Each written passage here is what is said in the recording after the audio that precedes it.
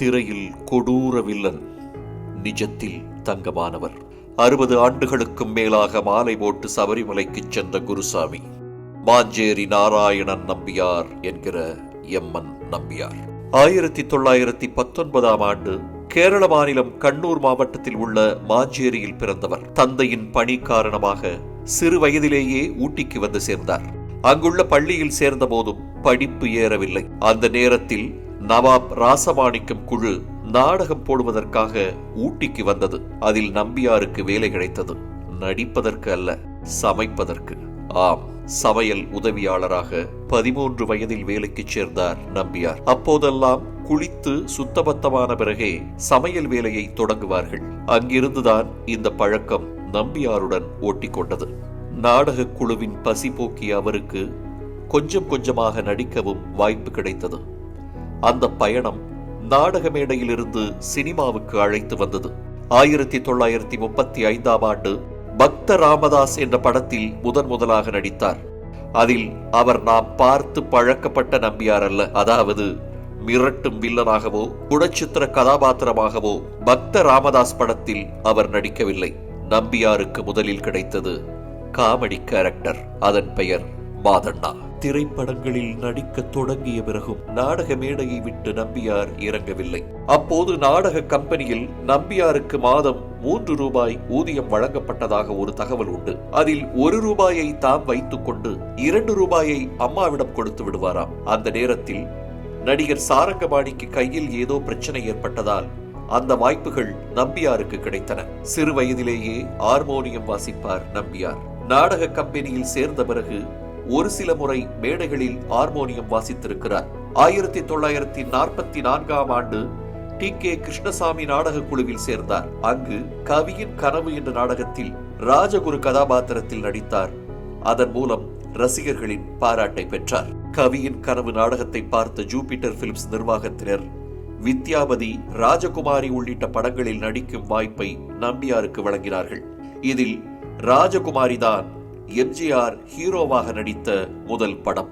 அதில் தொழில்நுட்ப கலைஞர்களின் பெயர் வந்த பிறகே நடிகர்களின் பெயர் வரும். கஞ்சன் என்ற படத்தில் கதாநாயகன் வாய்ப்பு கிடைக்க கஞ்சத்தனமில்லாமல் நடிப்பை அள்ளி கொடுத்தார். அடுத்ததாக அறிஞர் அண்ணாவின் வேலைக்காரி படத்திலும் ஹீரோ வேடம்.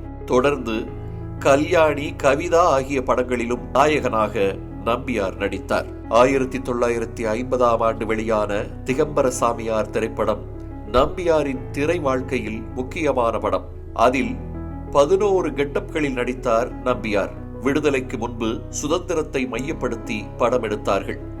பின்னர் புராண கதைகள், ராஜாராணி கதைகள் வந்தன. இவை தவிர்த்து வேறு கதைகளாக இருந்தால் அதில் காதல் பிரதானமாக இருந்தது. அப்படிப்பட்ட காலத்திலேயே துப்பறியும் த்ரில்லராக வந்தது திகம்பர சாமியார். வடுவூர் துரைசாமி என்பவர் எழுதிய நாவல் திகம்பர சாமியார் என்ற பெயரில் படமாக்கப்பட்டது. புகழ்பெற்ற தயாரிப்பு நிறுவனமான மாடர்ன் தியேட்டர்ஸ் அந்த படத்தை தயாரித்தது. வித்தியாசமான படங்களை எடுத்த அந்த நிறுவனம் தயாரித்த திகம்பர சாமியாரும் தனித்துவமான திரைப்படம்தான். அதாவது பின்னாட்களில் வில்லனான பிறகு நம்பியார் செய்யும் குற்றங்களை நாயகனோ மற்றவர்களோ கண்டுபிடிப்பார்கள். ஆனால் திகம்பர சாமியாரில் நம்பியார்தான் துப்பறிவாளன். திடுக்கிடும் திருப்பங்களை கொண்ட திகம்பர சாமியார் திரைப்படத்தை இயக்கியவர் TR சுந்தரம். மருதகாசி, காமு ஷெரீப், கண்ணதாசன், தஞ்சை ராமையா ஆகியோர் பாடல்களை எழுதியிருந்தார்கள். இந்த படத்தில் சகோதரிகளான லலிதா, பத்மினி, ராகினி ஆகியோர் ஆடிய நடனம் மிகவும் பிரபலம். திகம்பர சாமியார் படத்தில் எம்ஜிஆரின் சகோதரர் MG சக்கரபாணி, VK ராமசாமி உள்ளிட்டோர் நடித்திருந்தார்கள். இசை SM சுப்பையா நாயுடு, G ராமநாதன். இதில் இடம்பெற்ற பாடல்களின் மெட்டுக்கள் ஹிந்தி பாடல்களைப் போல் அமைக்கப்பட்டிருந்தன. இசை கருவிகளும் அவ்வாறே பயன்படுத்தப்பட்டிருந்தன. இன்றைக்கும் திகம்பர சாமியார் படம் பேசுபொருளாக இருப்பதற்கு காரணம் அதன் நுட்பமான திரைக்கதை. அறிவியல், உளவியல் மற்றும் சமூகம் சார்ந்த கருத்துக்களை கொண்டது அது. விஜய் நடித்த போக்கிரி படத்தில் பிரகாஷ்ராஜிடமிருந்து உண்மையை வாங்குவதற்காக அவரை தூங்க விடாமல் செய்வார்களே, அந்த முறையை திகம்பர சாமியாரிலேயே பயன்படுத்தி இருப்பார்கள். படத்தில் செவித்திறனற்ற மந்திரவாதி, வெற்றிலை வியாபாரி, நாதஸ்வர வித்வான் என பல்வேறு கெட்டப்களில் வந்து அசத்தலாக நடித்திருந்தார் நம்பியார். ஒவ்வொரு கெட்டப்புக்கும் ஒரு body language, modulation, dialogue delivery என வித்தியாசம் காட்டியிருப்பார்.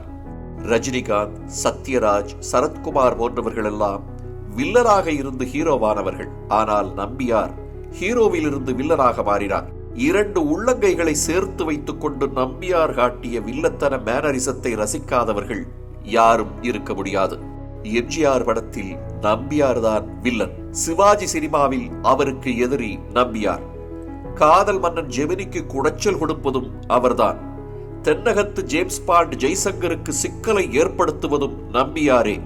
முத்துராமன் படத்தில் அவரோடு மல்லு கட்டுவதும் நம்பியார்தான்.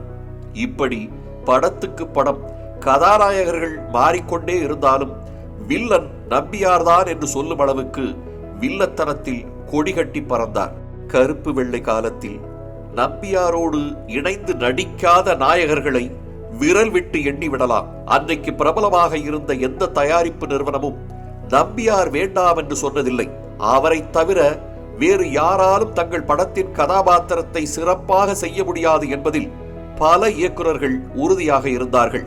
கிராமத்து பண்ணையாராகவும் ஜமீன்தாராகவும் மைனராகவும் பல படங்களில் நடித்திருந்தாலும் தமது உடல் மொழியாலும் டயலாக் டெலிவரியாலும் வித்தியாசம் காட்டுவார். எங்க வீட்டு பிள்ளை படத்தின் முதல் காட்சியே நம்பியார் காரில் இருந்து கம்பீரமாக இறங்கி வருவதுதான். ஹீரோ எம்ஜிஆர் பயந்து பதுங்கி மறைவிலிருந்து வெளியே வருவார். அவரது கதாபாத்திரம் அப்படி. அந்த படத்தில் இடம்பெற்ற கண்களும் காவடி சிந்தாகட்டும் என்ற பாடலில் நடனமங்கையை ரசிக்கும் நம்பியார் அதை தங்கவேலு பார்ப்பதைக் கண்டு உடனடியாக முகத்தை விரைப்பாக்கிக் கொள்வார். பாட்டு முடிந்ததும் கைகளை கூட தட்ட மாட்டார். தமது அனுமதியின்றி எம்ஜிஆர் வீட்டை விட்டு வெளியே சென்றதற்காக சவுக்கை எடுத்து விளாசி தள்ளுவார். அதை பார்ப்பதற்கே பயமாகவும் பாவமாகவும் இருக்கும். அதற்கு காரணம் நம்பியார். இதில் இன்னொரு விஷயம் என்னவென்றால், மாஸ் ஹீரோவான எம்ஜிஆரை சவுக்கால் அடித்தது நம்பியார் என்பதாலேயே அவரது ரசிகர்கள் ஏற்றுக்கொண்டார்கள். எப்படியும் பின்னால் நம்பியாரை எம்ஜிஆர் வெளுத்து வாங்குவார் என தெரிந்திருந்தாலும் அவருக்கான மாசை ஏற்றியதில் நம்பியாரின் வில்லத்தனத்திற்கு முக்கிய பங்குண்டு. சிரித்து வாழ வேண்டும் என்ற திரைப்படத்தில் துப்பாக்கியை சுழற்றியபடி எம்ஜிஆரை வரவேற்கும் நம்பியார், என்னோட இடத்துல வந்து என்னையே திட்டுறதுக்கு உனக்கு என்ன தைரியம் என்று கேட்பார். அதற்கு எம்ஜிஆர், சிங்கத்தை அதன் குகையில் சந்திப்பதுதான் எனது பழக்கம் என்பார். அந்த அளவிற்கு வில்லத்தனத்தில் சிங்கமுகம் காட்டியவர் நம்பியார். 1000ல் ஒருவன் திரைப்படத்தில் எம்ஜிஆரும் நம்பியாரும் போடும் கத்தி சண்டையை மறக்க முடியுமா? மதம் கொண்ட யாரை என்ன செய்யும் தெரியுமா என நம்பியார் பஞ்சு டயலாக் பேச, சிரம் கொண்ட சிங்கத்திடம் தோற்று ஓடும் என பதில் பஞ்ச் அடிப்பார் எம்ஜிஆர். அதன் பிறகு இருவரின் கத்திகளும் விளையாடும். உலகம் சுற்றும் வாலிபன் திரைப்படத்தில் வித்தியாசமான தோற்றத்தில் வந்து எம்ஜிஆரோடு சண்டையிட்டார் நம்பியார். கோட் சூட் போட்டுக்கொண்டு எம்ஜிஆரும் நம்பியாரும் ஒன்றாக நின்றால் யார் ஹீரோ யார் வில்லன் என்றே தெரியாது.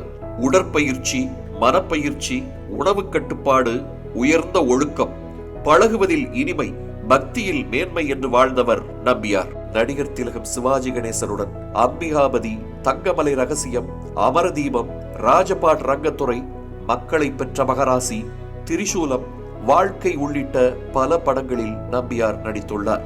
ராஜபாட் ரங்கத்துறை படத்தில் சிவாஜியை தமது வார்த்தைகளால் பொசுக்கி எடுப்பார் நம்பியார். சுடுசொற்களை வாரி இறைப்பதில் அவரும், அவற்றை கேட்டு அவமானத்தில் தவிப்பதில் சிவாஜியும் பட்டையை கிளப்பியிருப்பார்கள்.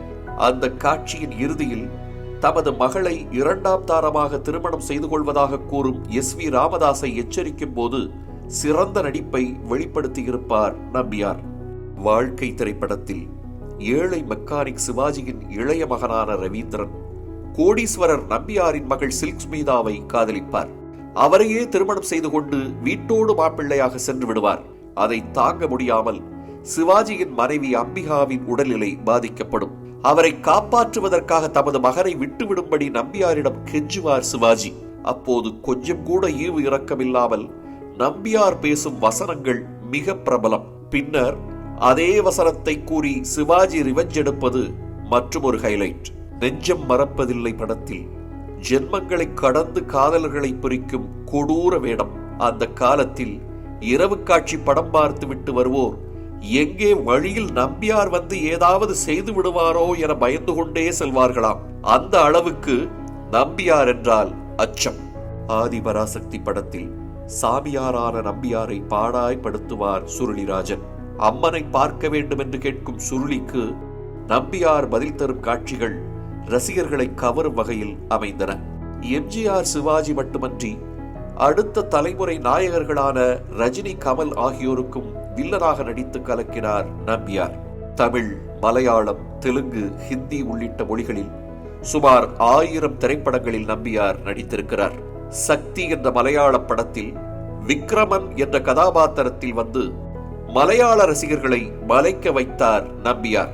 ரமணா படத்தில் மன்னிப்பு தமிழ்ல எனக்கு பிடிக்காத ஒரே வார்த்தை என்பார் விஜயகாந்த். ஆனால் 1980களில் வெளியான சக்தி படத்திலேயே மன்னிப்பு எனக்கு பழக்கமில்லாத வார்த்தை என வசனம் பேசினார் நம்பியார். 1982ஆம் ஆண்டு வெளியான தூரல் நின்று போச்சு திரைப்படத்தில் வித்தியாசமான நம்பியாரை பார்க்கலாம். அதுவரை கொடூர வில்லனாக நடித்து வந்த நம்பியார் குணச்சித்திர கதாபாத்திரத்தில் கலக்கிய திரைப்படம். நடிகர் விஜயின் திரை வாழ்க்கையில் திருப்பு முறையை ஏற்படுத்திய பூவே உனக்காக திரைப்படத்தில் நம்பியாருக்கு முக்கியமான கதாபாத்திரம். மகளின் காதலை எதிர்க்கும் தந்தையாகவும் பேத்தியின் காதலை ஆதரிக்கும் தாத்தாவாகவும் நடித்திருப்பார். சிறிய இடைவேளைக்கு பிறகு ரஜினியுடன் நம்பியார் இணைந்து நடித்த படம் பாபா. அதில் கடவுளின் பெருமையை ரஜினிக்கு எடுத்துச் சொல்லும் கதாபாத்திரத்தில் நடித்தார். வில்லன் குணச்சித்திரம் மட்டுமல்லாது வின்னர் திரைப்படத்தில் நகைச்சுவை வேடத்திலும் அசத்தினார் நம்பியார். 50 ஆண்டுகளுக்கும் மேலாக திரைத்துறையில் இருந்த போதும் திருமணத்திற்கு பிறகு படப்பிடிப்பில் தரப்படும் உணவை நம்பியார் சாப்பிட்டதில்லை. அவருக்கான உணவை நம்பியாரின் மனைவி ருக்மணி அம்மாதான் சமைத்து தருவார். அதற்காக நம்பியார் சென்ற இடங்களுக்கெல்லாம் உடன் சென்றார் அந்த மகராசி. சினிமாவில் வில்லனாக இருந்தாலும் நிஜ வாழ்வில் ஒரு குழந்தையை போன்றவர். ஆனால் அந்த காலகட்டத்தில் படங்களில் கெட்டவர்களாக நடிப்பவர்கள் நிஜத்திலும் அப்படித்தான் இருப்பார்கள் என மக்கள் எண்ணினர். எம்ஜிஆருக்கு வில்லனாக நடித்ததற்காக அவரது ரசிகர்களால் மிரட்டப்பட்டது, தம்மை கண்டதும் மக்கள் பயந்து ஓடியது என பல்வேறு அனுபவங்கள் நம்பியாருக்கு ஏற்பட்டுள்ளன. அதை பற்றியெல்லாம் கவலைப்படாத சிறந்த பக்திமான் அவர். ரஜினி, அமிதாப் பச்சன் உட்பட பல நடிகர்களை சபரிமலைக்கு அழைத்துச் சென்ற குருசாமி. இந்த மண்ணை விட்டு அவர் மறைந்தாலும் தமது திரைப்படங்கள் மூலம் வாழ்ந்து கொண்டிருக்கிறார் நம்பியார் சாமி.